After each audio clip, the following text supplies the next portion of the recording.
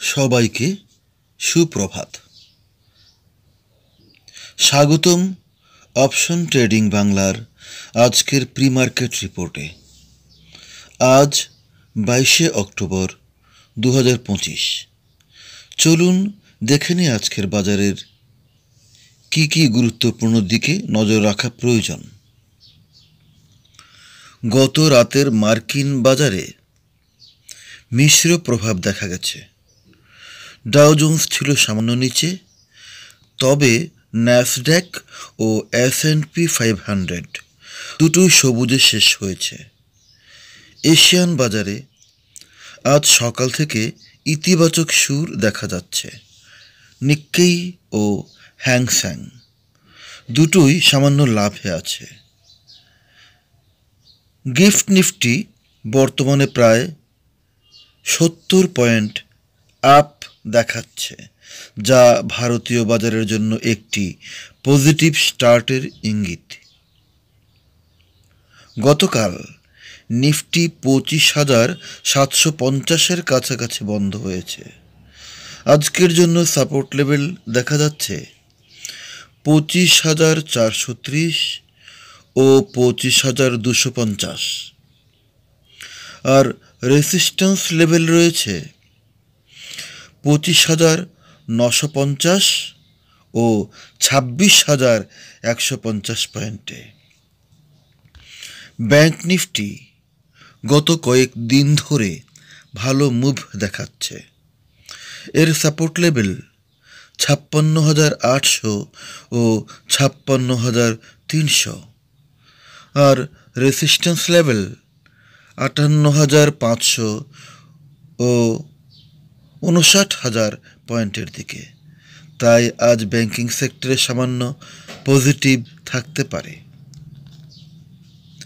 Banking ও financial দিকটায় SBI, HDFC ব্যাংকের মতো বড় স্টকে নজর রাখা প্রয়োজন। ন্যাসড্যাক ভালো থাকায় আজ IT সেক্টরে বাইং আসতে পারে। অটো ও ফার্মা সেক্টরেও সামান্য রিকভারি মুড দেখা যাচ্ছে।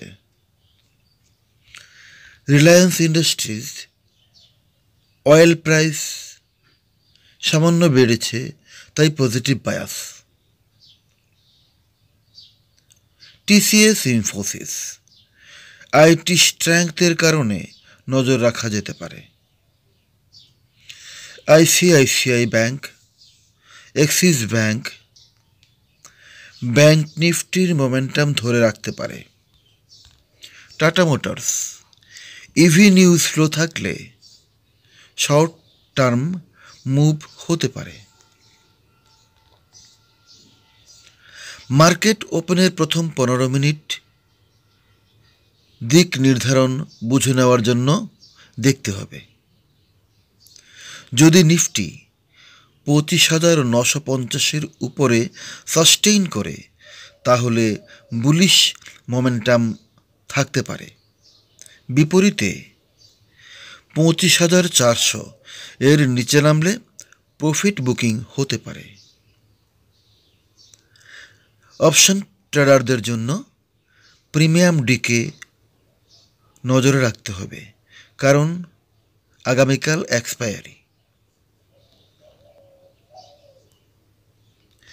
এই ভিডিও শুধুমাত্র শিক্ষা ও তথ্যের উদ্দেশ্যে তৈরি।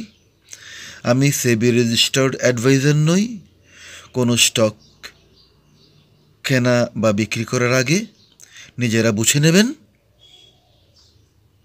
যদি এই রিপোর্ট ভালো লেগে থাকে, লাইক দেবেন, কমেন্ট করে জানাবেন এবং সাবস্ক্রাইব করে অপশন ট্রেডিং বাংলা চ্যানেলের পাশে সবসময় থাকবেন। নমস্কার।